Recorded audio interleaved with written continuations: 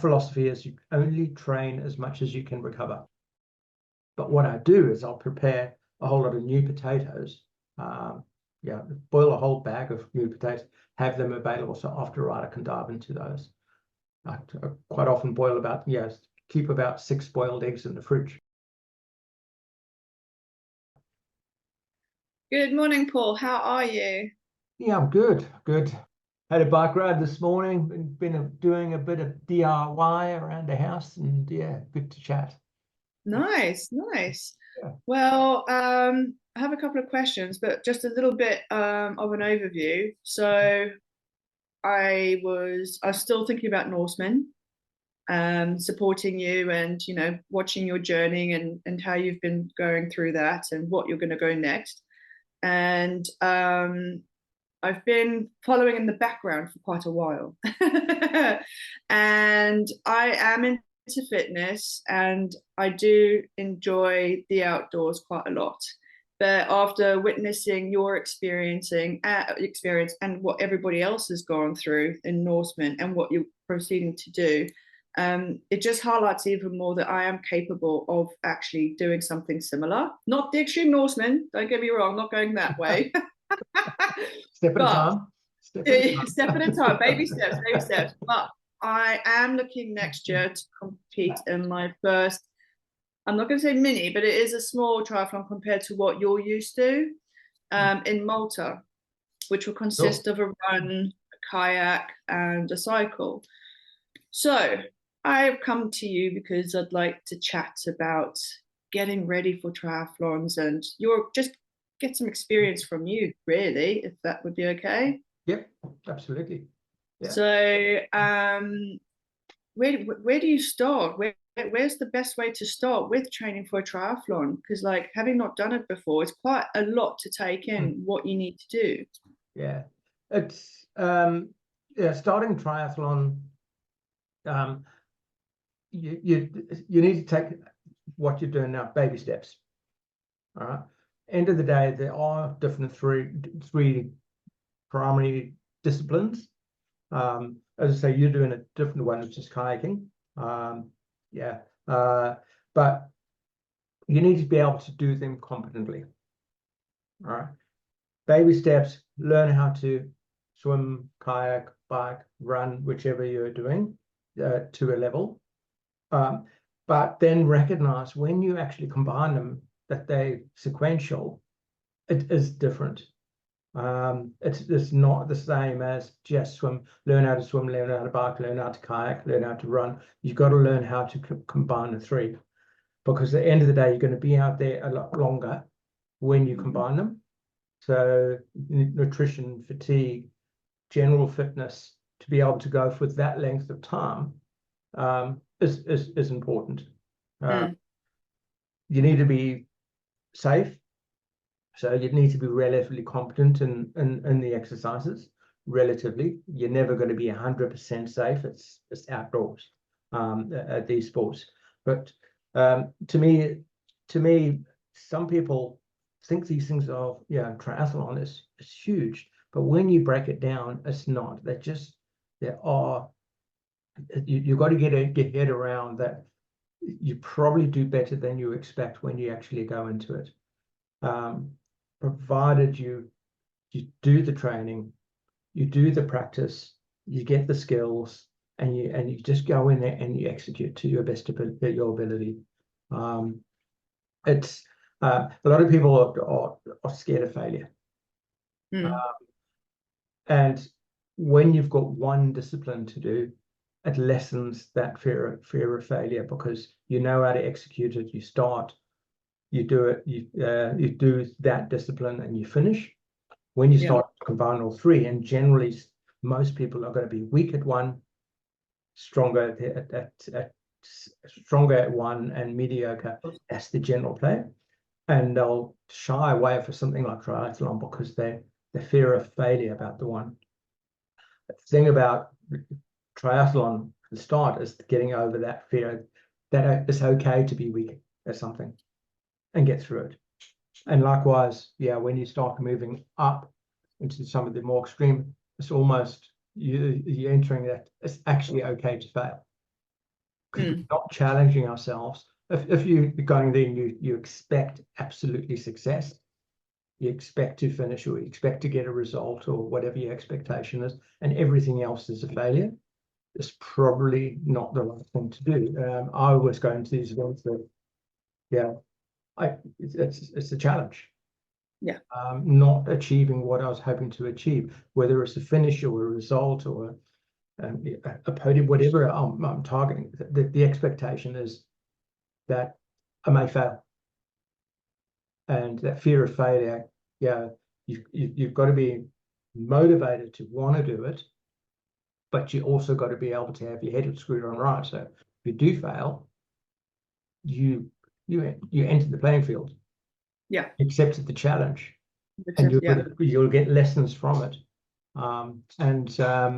I think the most important thing when you're starting to get adventurous, triathlon's like a mini adventure, or a big adventure, depending which one you do. The one you're doing is a big event. You're saying it's just a little triathlon. That is not a little triathlon. When I compare it to yours, it's little. Malta is not it's an island. It's not flat. You're actually going between islands on a kayak. Yeah, it's awesome. But you've got to go well prepared, know what you're going into. Yeah, understand the terrain, the climate, everything. You've got to get your head into that, and then you've got to go and say, okay, I'm okay if I don't win, or even if I don't finish, because I've challenged myself. It's not a challenge if there's no expectation that you might fail. Then it's not a challenge. It's pure execution. Yeah. I think my mindset already is not going in to win. It's going in to be part of it and to see how I'm going to do. Yeah, it is the right approach. Half of whether it be marathons, triathlon, a lot of it is challenge, and it's not a challenge if you're going to be really disappointed if you don't finish. Yeah, because there's got to be a chance of failure. Otherwise, it's not a challenge. And if you do fail, it's just okay. What happened? Why wasn't I prepared? Was it in the environment? Whatever. What level of fitness do I have to be to get it? And it's a lesson, and you can actually learn from it and move on. That's how I enter events. And I expect a podium. I want a podium. Others, I just want to. Can I actually finish the beast? And if I don't get a podium or I don't finish it, I'm never really disappointed, because it wouldn't be a challenge. Yeah. If I expected and I was really disappointed, then it's just execution, and I fail to execute if I don't win it. And that's not to me, that's not the right mindset. No. We have a visitor. He wants to come and say hello. Begging. I want to be part of it. And then with training, like it's a very time-consuming part of your life going into a triathlon. You have to dedicate a lot of time. So how do you manage your time? Because you've got to dedicate, I don't know how many hours you're dedicating, because you've got work, you've got the socializing, your wife, me time. Well, me time becomes your running, I guess. It really depends on the level you're going to. Now, obviously, I'm doing extreme tri, Ironman, and they take a fair amount of training to actually get done. But even with the smaller ones, there's still a baseline level of training and a number of hours you need to do. Now, smaller triathlons, you have to, because you're training in 3 different sports, you have to have time available to training. And to me, once you start moving to things like triathlon or any really endurance sports, it's less of you're training to get a result. It's more of, this is my lifestyle. I'm an outdoors person. I love this exercise. I like getting outdoors. Now, let me use that and then go do some events, rather than I'm going to train to do events. subtle difference. Mm. I'd be saying to somebody who's a coach and says, I want to do a triathlon, and they're not an outdoorsy person, and they're doing the outdoorsy to do a triathlon.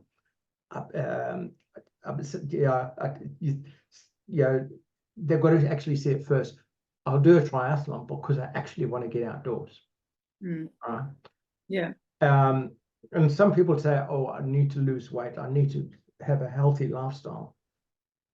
There's easier ways of having a healthy lifestyle. Yeah, eat right, go and do something outdoors, whether it be hiking, go for a jog, swim, or whatever. There's easier ways you can stay healthy without doing the stuff.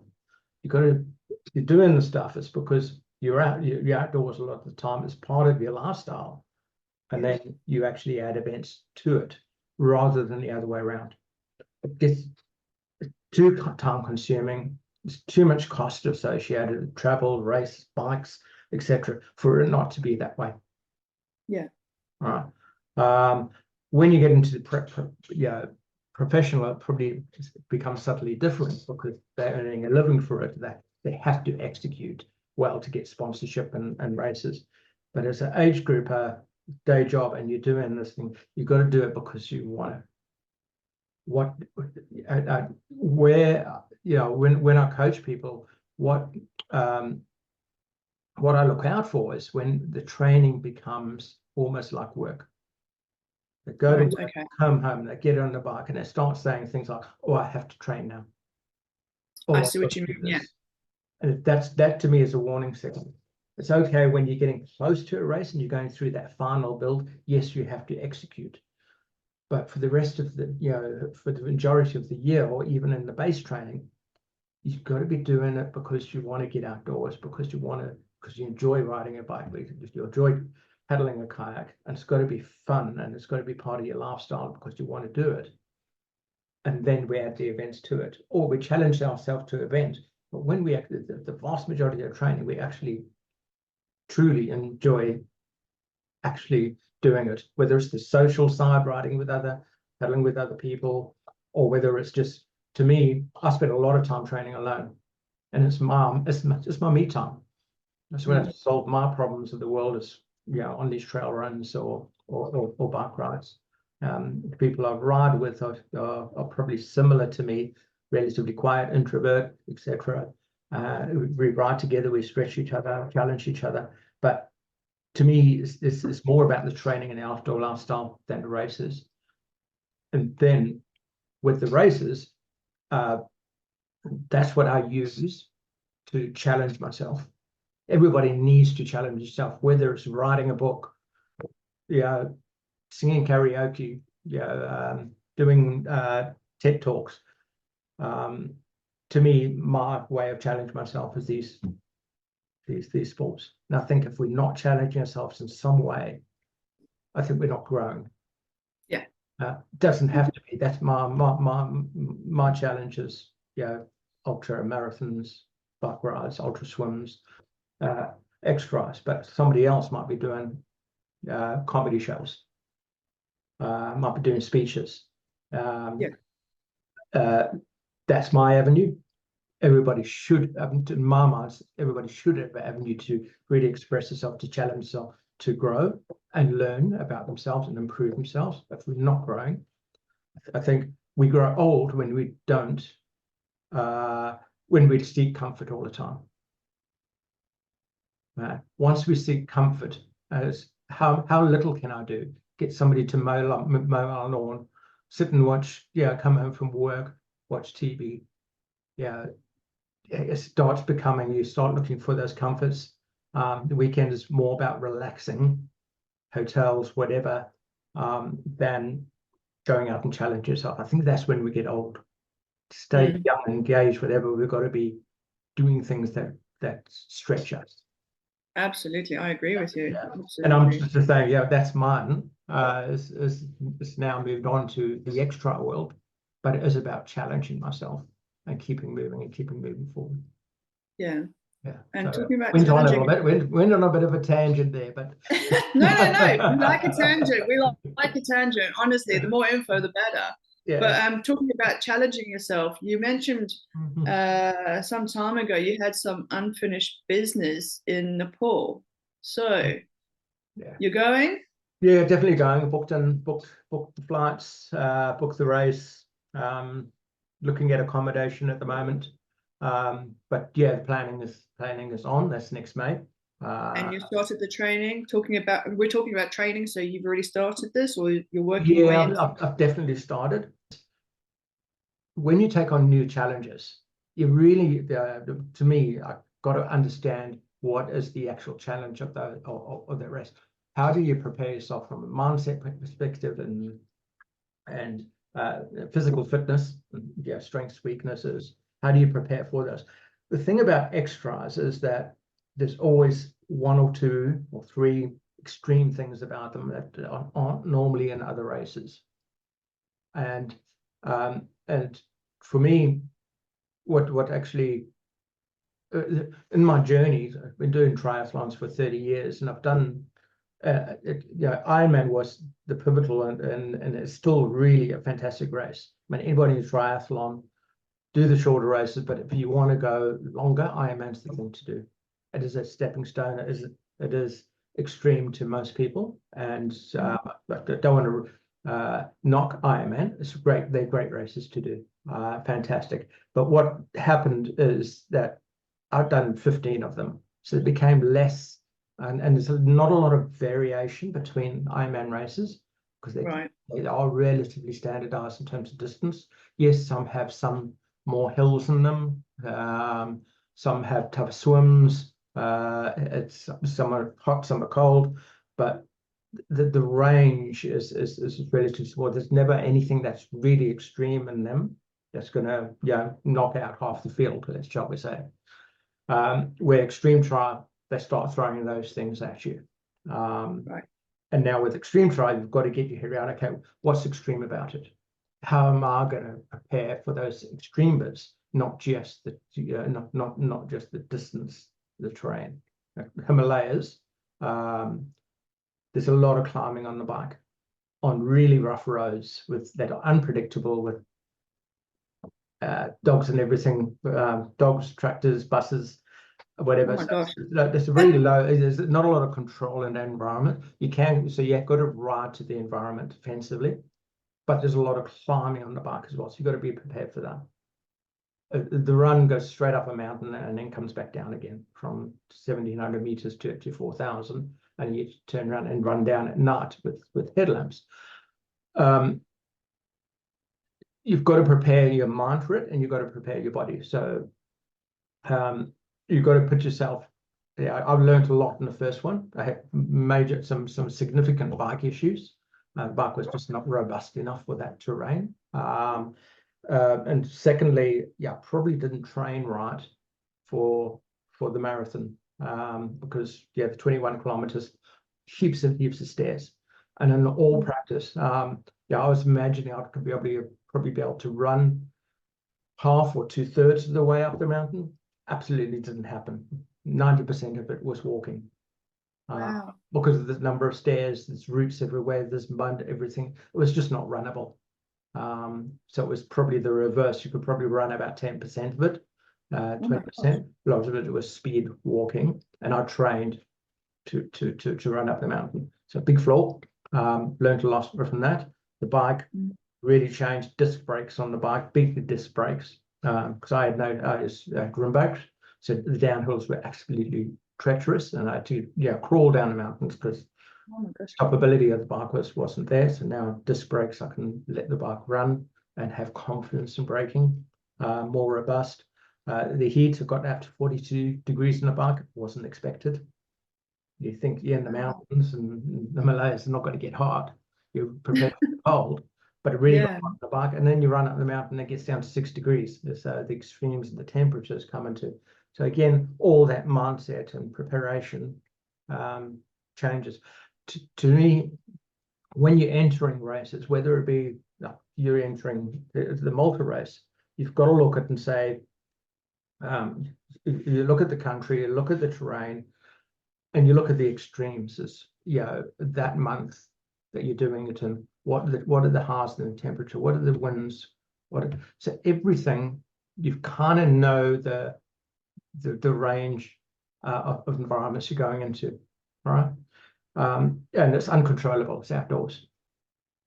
So in your mind, you've got to say every athlete has to go through the conditions that appear on the day. And if you kind of know the range of conditions that can happen, you don't worry about it. It takes the worry off your mind, and you can prepare for it. So when you start, you don't, whatever happens in the day, generally, you know the extremes that are going to happen. You do that. You make sure your clothing is suitable, your attire is suitable, your mindset is suitable, your training is suitable.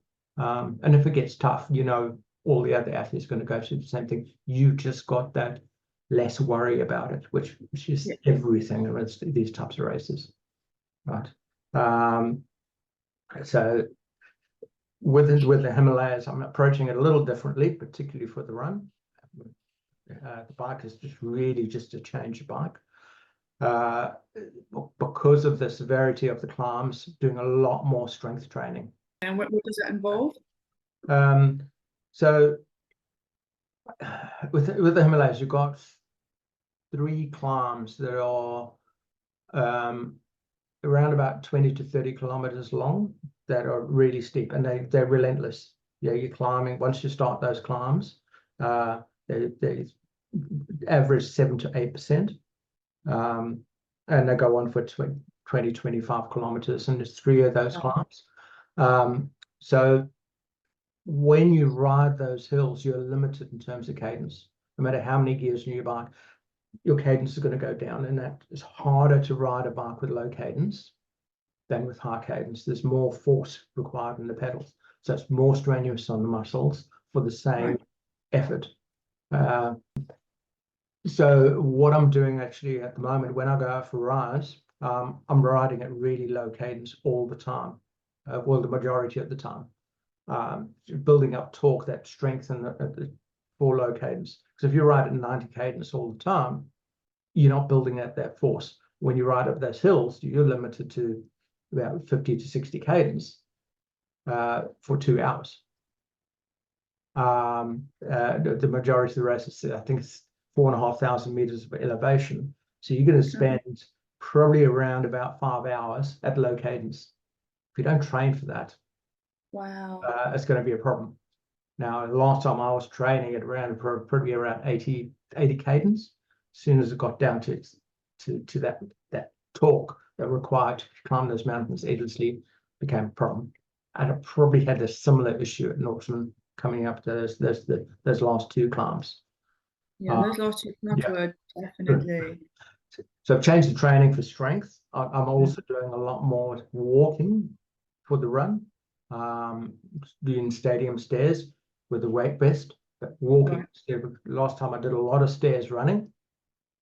This time I'm doing more walking with the weight vest. So that structure of the recruitment is a walking recruitment of the muscles, and build it up that way. And I'm doing a lot more trail running as well. So every Sunday I'm doing a 15K, 2-hour, really hilly trail run, just preparing the body for that. So, but yeah, I'm talking extreme trial. Any triathlon, you've really got to understand what you're putting your body through, and understand and practice the scenarios that the race is going to put you through. It's really, really important. Yeah, absolutely. And like when you're in the race, well, actually running up to the race, do you follow a certain nutrition up to the race early on, like from now, or do you hold out until closer to the race and then start changing your diet and working on that? No, it's to be honest, nutrition is very personal. It's so strongly linked to how you eat every day. But a lot of people get really confused with nutrition, because what we see is you get a lot of material from elite athletes saying this is what they do. So everybody tries to actually track what they do and actually emulate it. It really, really doesn't work, because the consumption of an elite athlete, if you imagine the amount of output an elite triathlete if you look at power numbers, and I know this might get a little bit technical, an elite triathlete, when they ride, are probably averaging, well into the 350, 400 watts as they're riding. That's a lot of energy consumption. You think of the calories to support those watts is massive. Because end of the energy out, they've got to be getting the energy from somewhere. All right. Our body can only burn a certain amount of fat to support that. Right? Yeah. It burns it at a pretty even rate, even between everyday person who eats healthily and elite. While they're exercising, it's good. They can only burn a certain amount of fat. The difference they need to make up by what they consume. Right?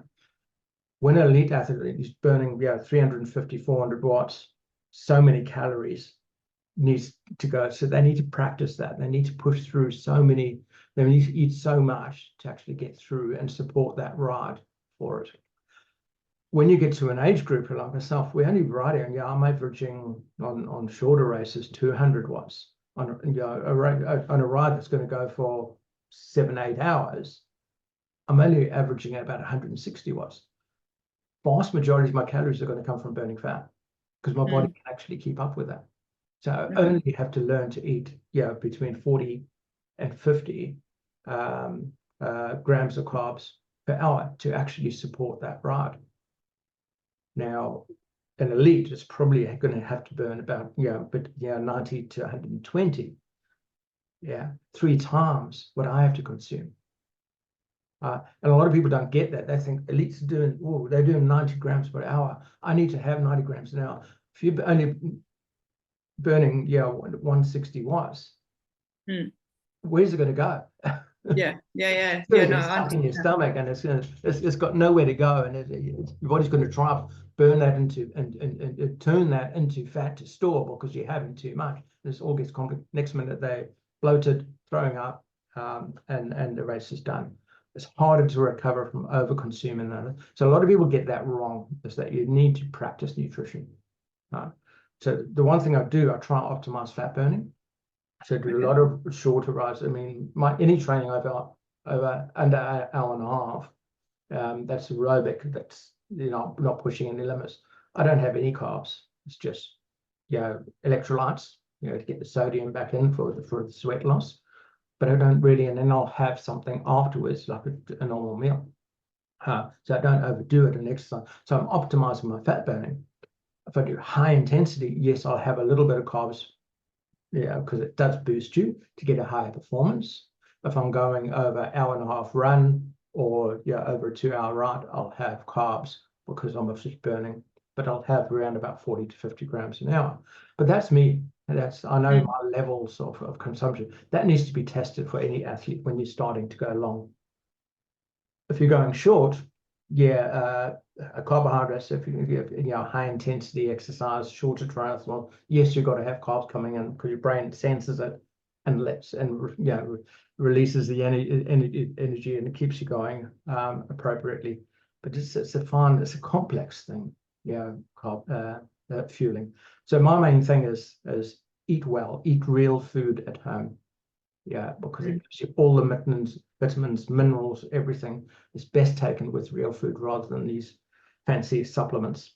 Maybe have a multivitamin just to support, but vast majority of your recovery is going to come from real food. When you start extending and getting into, like for instance, when I'm training, getting into the key training format, I'm training up to 20 plus hours a week. I'm going to be having real food with the family, but what I do is I'll prepare a whole lot of new potatoes, boil a whole bag of new potatoes, have them available so after a ride I can dive into those. I quite often keep about 6 boiled eggs in the fridge so I can, and those are the supplements I need, the protein, the carbs, maybe even get a whole lot of chicken wings to actually get. And I can supplement with those, but then still eat the real food that family's having with the veggies, the greens, etc., that are going to help me recover. So a lot of people say, but all the food and the complex. No, you can keep it real simple. Just do some bulk stuff on the side. That's going to give you that supplement of the protein and the carbs and the extras that you actually need. And then, yeah, the simple stuff to actually top up on the carbs and the protein. And then also on the big rides that I do, I'll come home and I'll have some real ice cream, not this synthetic stuff. Some protein powder, a raw egg, and put that in the blender and just down that just to really top up after a big ride. And try to keep things simple and maintainable. You don't have to come home and do fancy food. You don't have to have all these supplements and things like that and make things complicated. It's just eat with the family, good real food, supplement with the extras you need to have by doing bulk stuff on the side. And maybe just have something that the bigger rides you can actually immediately top up so you can recover well. So proteins, what's the best options for training and going into triathlons? Protein, all nutrition and every day, I believe, should come mostly from real food. So you need to understand what you're eating.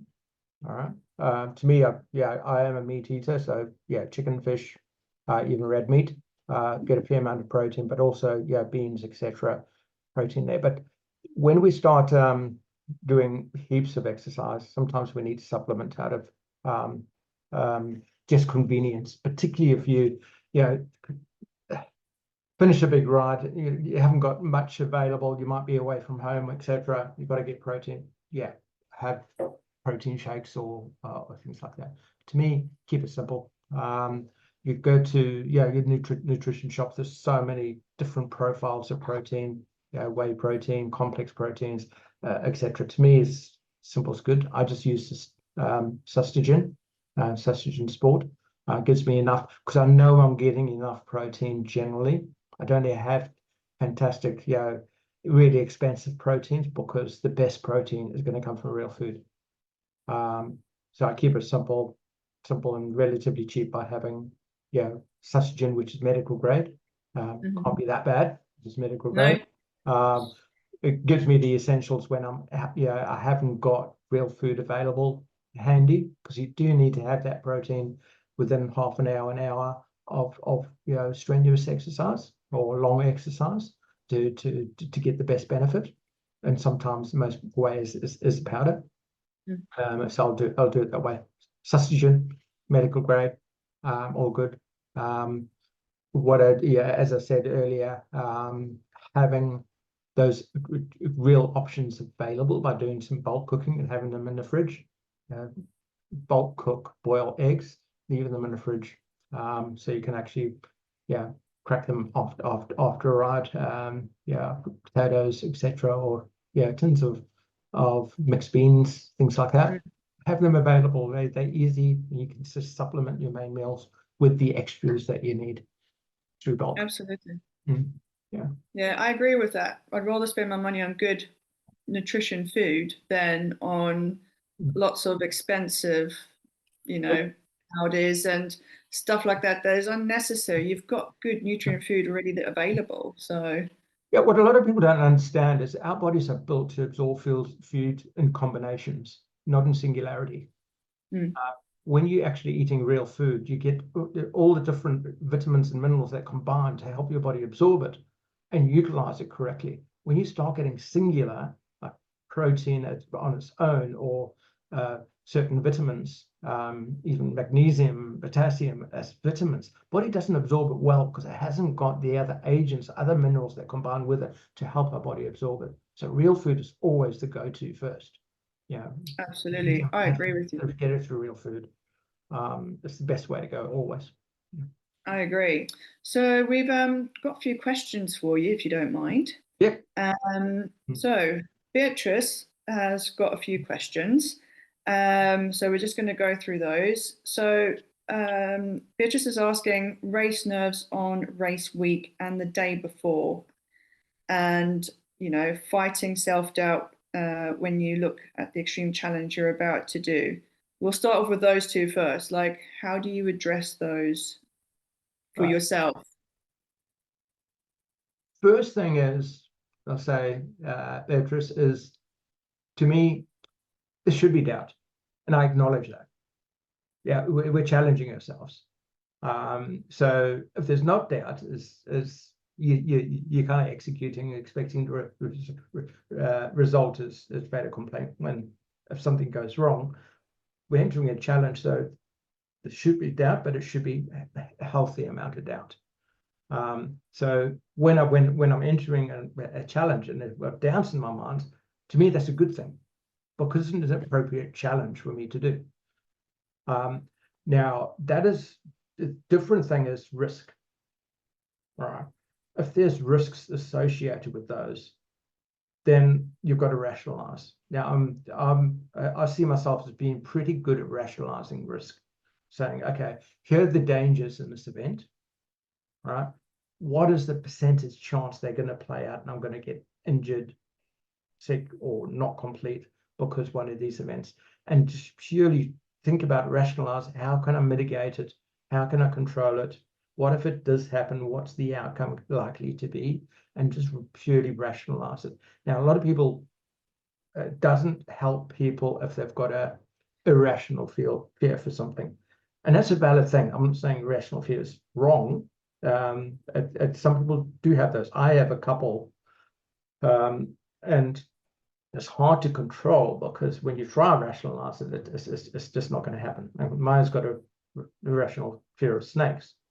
She just absolutely freaks out. Nothing's going to control that. If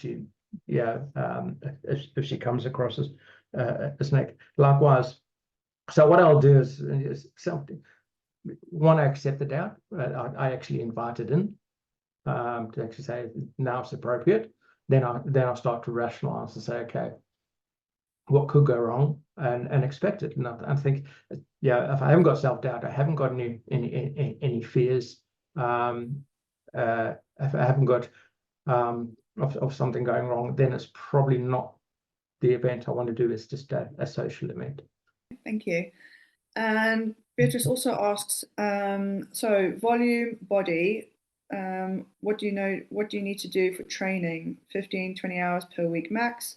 How can that transfer to the amount of exercise you'll be doing on the day? Because she's seen people running 100 miles and only run 40, 50 kilometers per week, periodized. So training volume is an interesting one, because my philosophy is you only train as much as you can recover. And for people, it's very different as to where that line is. Some people do recover. They sleep really well, they eat really well. Their recovery windows are controlled. They haven't got a lot of high stress at work, which helps their recovery cycles. So a lot of people say, well, you've got to be trained in this amount of time. It's not just a physical game, it's a stress game. So if you don't recover well because you've got family, dogs that wake you up at night, small kids running around the house that need a lot of care, high stress jobs, your recovery is going to be compromised. Only train as much as you can recover, right? To me, to do the extreme events, you've actually almost got to have a lot of freedom. All right, you've got to be able to control stress at work and not get overly stressed. You probably got to have a bit of freedom at time where you don't have 3 or 4 young kids running around. You've got to have a supportive partner. Your finances are probably going to be okay. So when you come home, you're actually relatively free and relaxed and can recover and move about. So the training hours are more driven by the recovery time than the amount of time you've got to get out the door. I see people getting up 3 o'clock in the morning to get their training in because they've got a big day. I fear for them that if you're getting up 3 o'clock in the morning, how much sleep did you have? Are you going to bed at 6 o'clock when you get home? Because that's what you're going to need to do to have the 3 o'clock and actually be to get the outcome you want from the training. Yeah. So to me, those early hours, trying to fit training in is an absolute no-no. You've got to be able to train, and I always train with tomorrow in mind. So if I'm going out to train, I'm tired and fatigued, I look at tomorrow's training, and there's a fair amount of effort in it. Yeah, it might be a key session, high intensity, VO2 max session that's got a lot of benefits. Today's was just a run-of-the-mill standard session. I'll not do the standard session because I'm feeling the fatigue, and I want to do the key session, which is tomorrow. So I always train with the next day in mind. I know if tomorrow's the next day, then a rest day, and I'm not feeling it, I'm feeling a bit of fatigue, I might actually train anyway because I know I'm going to get the recovery day. So train with the next day in mind. I work, and the other thing is I kind of have a target hours of my training for the week. So at the moment I'm sitting on around about 11 to 12 hours training for the week. Because it's early in the season, I've still got months to go before my key race. But I'll actually target those hours. That's the result I want to get. And I'm a little quite intuitive as around how I train each day. I have a basic plan, but I'll have a look at the hours, and if I don't get in my hours during the week because I'm busy at work or at home, I'll probably be doing more on the weekend. If I manage to get a lot of training during the week, because I've got a lot of free time, then I'll be able to do less in the week. And it gives me that control. I can pull the trigger, whatever. I have a basic plan of how many sessions I want to do, what intensity I want to do. And when I coach, I give people the guidelines of what they should be doing in the week with the number of hours. But I tell them, I don't know your life. Anything could be happening with family, with work, lack of sleep, and events, etc. You move things about with a couple of rules in place that they're not doing high intensity sessions with fatigue.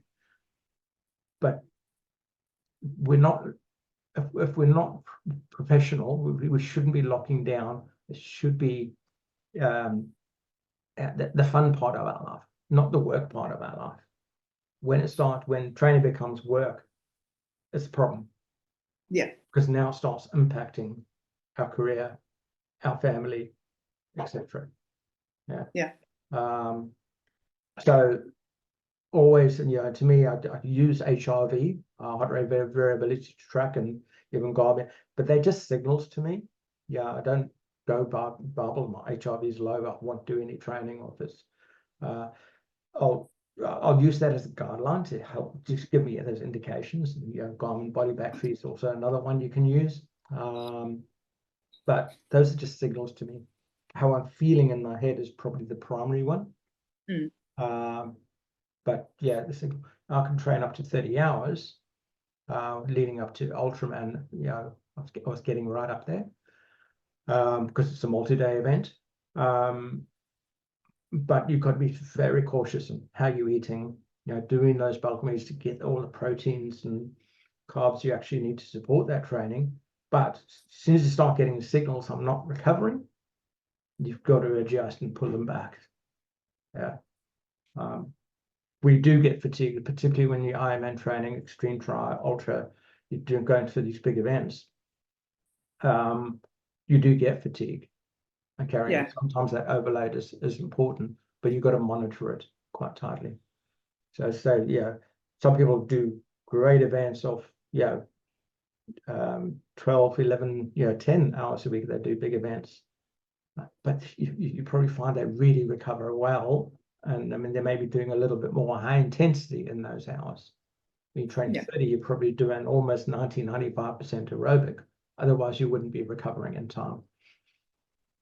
Really that profile of your training. I'm doing a lot of force training at the moment, the Lincoln Power. So it's a fair amount of higher intensity muscle strain and that. So I need to keep down to about 12 hours so I can absorb that and recover. When I start getting back to the aerobic stuff, the build, I'll be doing more hours, but it'll be lower intensity because it would be going along. Well, you started touching on the fatigue, because Beatrice's last question was toll on the body, the fatigue after the race. How long does it take to recover? And for how many years can the body sustain this? Two questions. So it absolutely depends on the race, how quickly you recover. And a lot of things come into, like, I'm 62, so it takes me a while to recover. Even with training, my recovery is going to be limited. We don't, as we age, we recover less. We recover more slowly. So Norseman took me a while. To be honest, the longest event I take to recover from is a pure marathon. 3.5 hours or a bit more. It's hard on the body. You really push yourself through that 4 hours. It takes me 6 weeks to recover.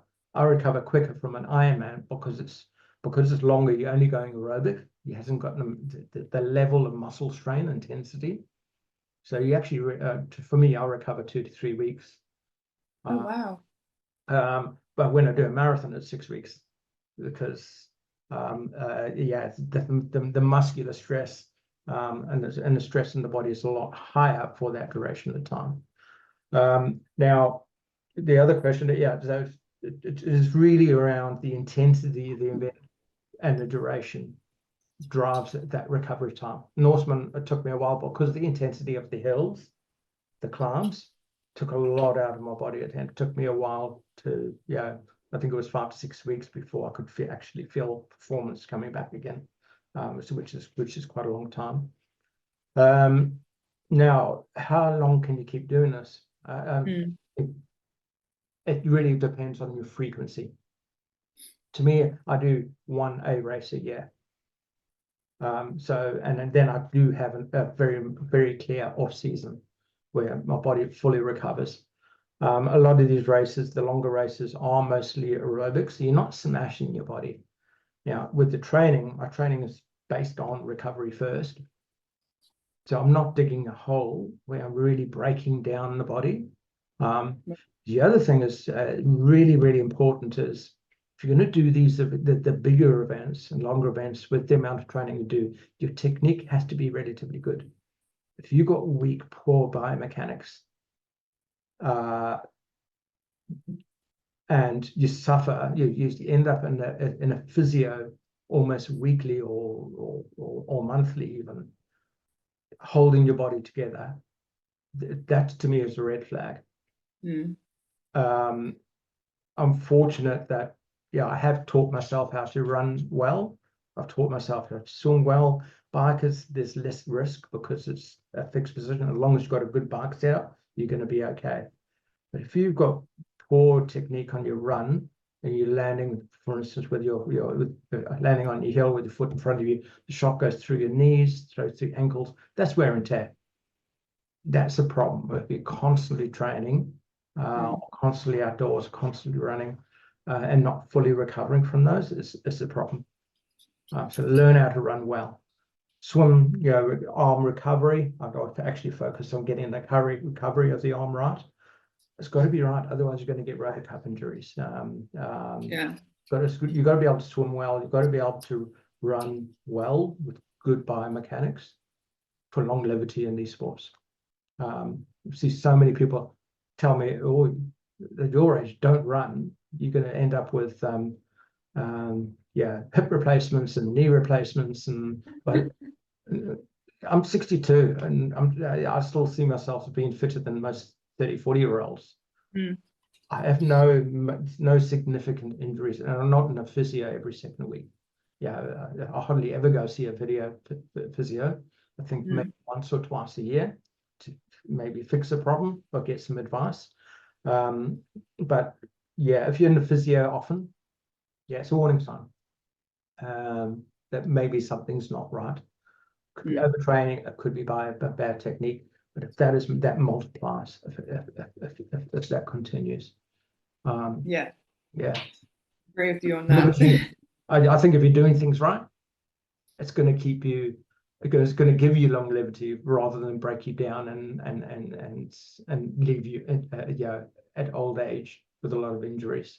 It's going to serve you well rather than be a risk to your senior years.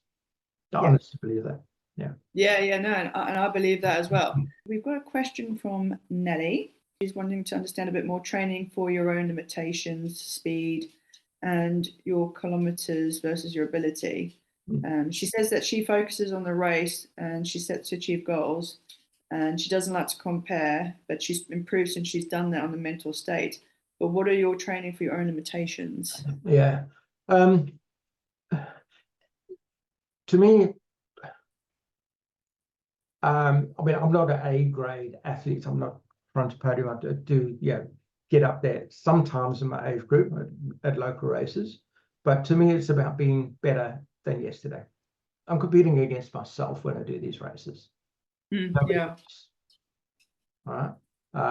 Yes, there's a bit of local competitiveness sometimes, etc. But bottom line is, it's about me learning about myself, pushing myself. I want to be better than I was last month, last year. When you're younger, that's the case. To me, now that I'm in the senior years, some of my races I'm trying to reduce how much I'm losing, because you can't keep on getting improvements when you're in your senior years. However, the Xtri has given me something else. I'm doing something new now. So every race, because it's different, it's a PB. Because of the extreme it is. So I think Nelly's hit the nail on the head there. It's not about beating other people when you come to age groupers sport. The primary is about you. It's about challenging yourself, being better than you were. There's this thing called the Ironman blues. I'm going to be a bit controversial here. Ironman blues. When people do an Ironman, what some people, when they finish the Ironman, they have the high afterwards, and then they get the Ironman blues. It's a bit of depression, and it's a known fact. People get depression. A lot of people get depression after these Ironman races, and I think the reason is they spend so much training. They invest a lot, hours, money, travel, family time. There's a lot of sacrifices. They do the race, which is great. It's a celebration of everything, and then suddenly they look forward and they haven't really got another a strong plan of what. And to me, that's a flaw in what they thought the Ironman was going to give them. To me, the race is the celebration, but it's also a learning as well. Now, to me, it's the journey to go there. If you're not an outdoorsy person and you're not enjoying the training, there's a loss. You learn a lot through the training. You learn habits. It's a big thing. Habits of being able to turn up again and again. Eating right, and all the things you learn across the way is really where the benefit is, and the healthy lifestyle that you build across. Coming into the last bit of training, yes, you start doing things a little bit unhealthy because you want to build that strength and everything to actually get there. They do the race, and you get all the glory and everything, and suddenly there's what if you haven't worked out what it's given you and all the benefits of that journey, and you don't accept that's the actual benefit. That's when you get the Ironman blues. Suddenly I've got nothing to really focus on. You haven't really acknowledged that journey of where you got to. You haven't got a plan for what's next, because anyway, it's just part of a longer journey. And that's when you get the Ironman blues, because suddenly it's stopped, and what's next, and what do I do with my time? To me, I've always got the plan for what's next afterwards. And it maybe not have a next race, but I know what this race has given me, and I know I've achieved something. I know I've got learnings, and then I'll put my head up and say, okay, I've learned something, and now what does that give me? Where do I go now? And that's a great mindset to have. And so Ironman blues is a signal to me is, well, you haven't quite got what you're trying to achieve here. And I know it's controversial because a lot of people do get it, but my call out is it's a mental thing. Is why did you actually do the Ironman? What have you learned along the way? Acknowledge, be grateful for that journey, and everything you got out of it, and then do the race and the celebration and accept the achievement, or the lessons, whichever way it turned out, and then encapsulate those, take them and move on to the next thing, whatever it might be. And it might be a total swing. It might be, as I say, go to comedy club instead of Ironman. But yeah, you would have learned something. You would have gained a lot, whether it be habit, skills, everything. So yeah. But Nelly's right. It's about you at the end of the day in these events. And a pro, and it's you're making a living out of it. It's all about you. You've got to work within your limits. It'd be better than you yesterday. It is definitely something to take away and think about, and you know, change your mindset about. And then we've got Elle's asked time management, how to fit training around work, session prioritization. Sorry, lost my words.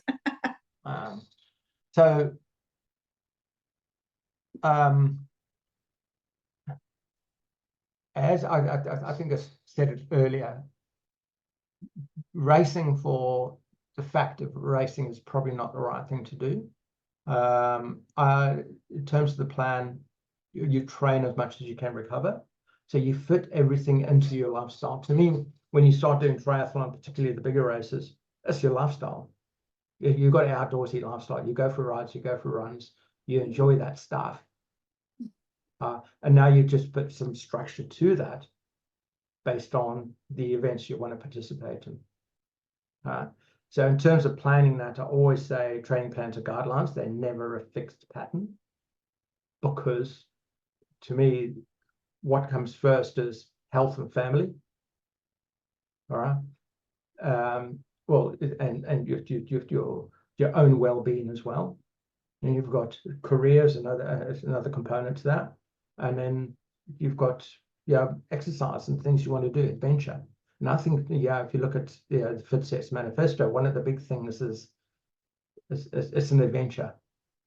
Right? It's not an event. It's not just an achievement. It's not I've got to do this. It's all an adventure. Adventure's not a holiday. You don't go there, sit down and have pina coladas and just have fun. Adventure, you're expecting challenges. You're expecting things to go wrong and have to react to those. You don't know what's going to happen on the day. There's certain unplanned element to it. And I think the training that comes into it as well. So it's the outdoor lifestyle. When we structure the training, we're saying, okay, this is a guideline. I'm going to fit, as I said, the way I do it is I have a training hours goal, and I try to fit everything into that training hours and achieve those hours. Quite often it shifts in the middle of the week as to the hours available, etc. But I have my very clear priorities. Family first. My job, career has to, it has to be achieved. Got to have the income coming in and that responsibility, and this fits around it. You've got to have freedom to do some of these sports. You've got to be a free person. If you've got that much structure in terms of job, family, everything, and have to plan everything in detail, I think there's risk in that because it becomes so stressful. Yeah, You've got to be you've got to have found freedom and with your family, your work, that there's free space. If there's no free space, it becomes way too intense and planned, and your training becomes work, and that's a problem, because you're never going to be able to sit down and relax. One thing I do, and I do it pretty much 4 or 5 times a week. I get up early before I need to get up. So if I'm coaching or I'm going for a swim, I'll make sure I've got a good 20 minutes. I'll get up, I'll sit down, and I'm not thinking about what I want to do that day or what I have to do. I'm thinking about who I need to be that day. It's different. Then I'll sit down after I've done that. Then I'll look at my calendar and say, okay, now what do I need to do today? But I've prioritized who I need to be today. And then part of that, who I need to be today is, it brings that training thing to myself. I've got my priorities right. Who I need to be today. I need to be something to Maya, my wife. I need to, at work when there's politics, but how am I going to react to politics? Sit back, listen, then react to the politics. Training, okay, where does that actually fit? What's my priority there? And sort out, who am I going to be today? Look at the standard, okay, how does that play out and what I've got need to do? And then I head out or go coach people or go for a swim or go for my run, etc. And that means I've got the flexibility to actually say, should I train today? What's on the plan? Do I move it to tomorrow? Do I shift it about so I can actually achieve my priorities? Really good advice there. We've got a couple of questions left. Barbie's asked, how do you prepare your life outside of triathlon training? We've touched a bit on this. And do you make changes to work or personal life? Again, we've touched a little bit on this, but is there anything more you could add to that? Yeah, vast majority of the year, I have my priorities, as I said. How am I going to turn up is the important thing. There is a period of time just before any race, and it really depends on the level of the race and the importance of it and the intensity or what the race is going to take out of me. I start prioritizing the race a little bit more. But then kind of I give the signals out to my even work to a certain extent that, hey, for the next 5-6 weeks, I need time. I need to prioritize a little bit to achieve that result. But outside of that, it's less about me. It's more around everything around us and turning up to who I need to be for everybody else out there, not just me. Yeah. And it's really important. To me, it's I think I've got longevity in sport and in my career because of that. Because I know how I'm turning up to most situations. There's a lot less stress in my body. And you're always going to get stressed. You're always going to get politics. You're always going to get things, unexpected things happen. And you deal with those. And next morning, when you sit down for that 20 minutes, I'm like, there's a whole lot of things to have to deal with because of the politics. But then I'm deciding, rather than going to work angry, I know, okay, this is how I'm going to respond to those situations today. Yeah. Excellent. Perfect. Thank you. And Samantha has said, dealing with personal sacrifices such as late nights because of early morning training, family sacrifices, commitment to nutrition, and financial commitments. How do you deal with all those? As I said, I think I've covered that a little bit in terms of time. I have my priorities very very clear in my mind of what I need to do. You have to have a lot of freedom, like nutrition, as I say, eat with the family. Don't break out, but have your supplements in terms of the extra potatoes, boiled eggs in the fridge, maybe some chicken wings so you can actually pick out with those extras levels, rather than force the family to actually have all the protein and etc. that you need to play that game. Finances, you got to operate within what you've got. I've fortunately got a lot of freedom with that. This is what I do. Being a coach, I get a few little tax write-offs which helps as well. But they're my holidays. They try our holidays. We go away. We go to Nepal and be there for 3 weeks. A couple of days preparing for the race. Go race. Did the same in Norway. We link those together. But you've got to have freedom to be able to do these things. And it goes back to that thing I said before. If you're going to do this type of thing, it's got to be your lifestyle.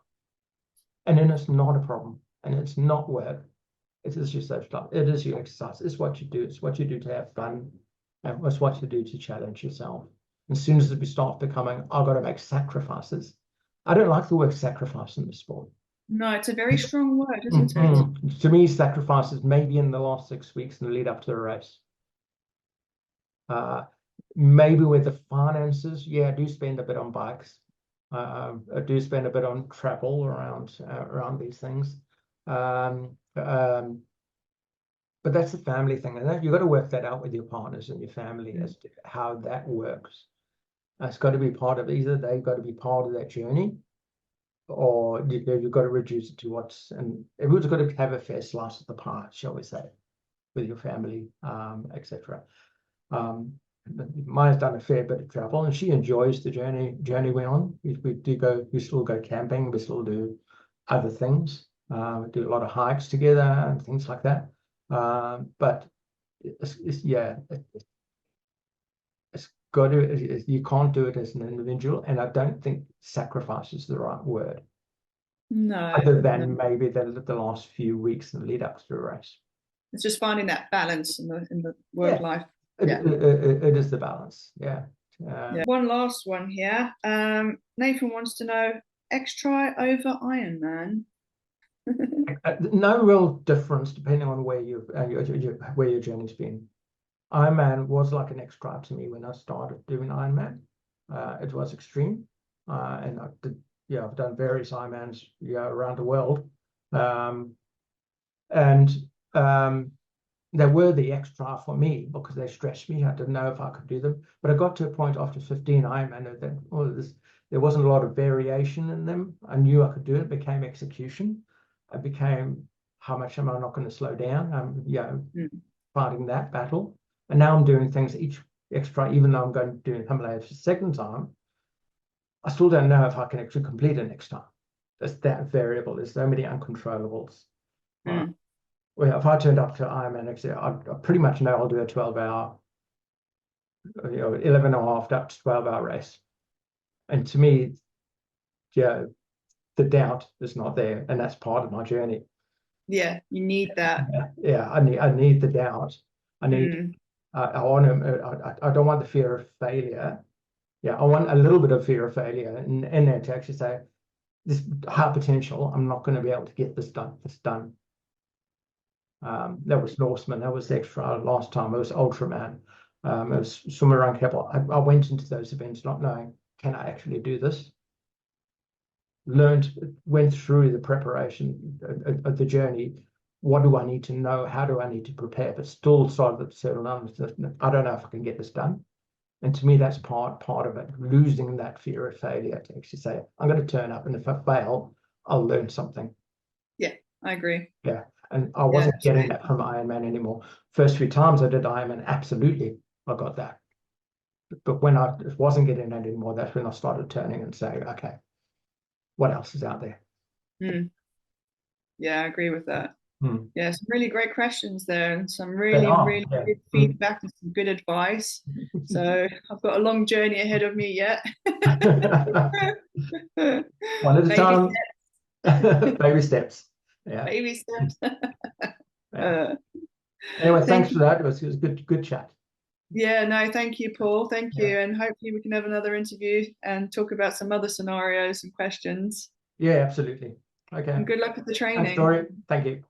Thank you. Bye.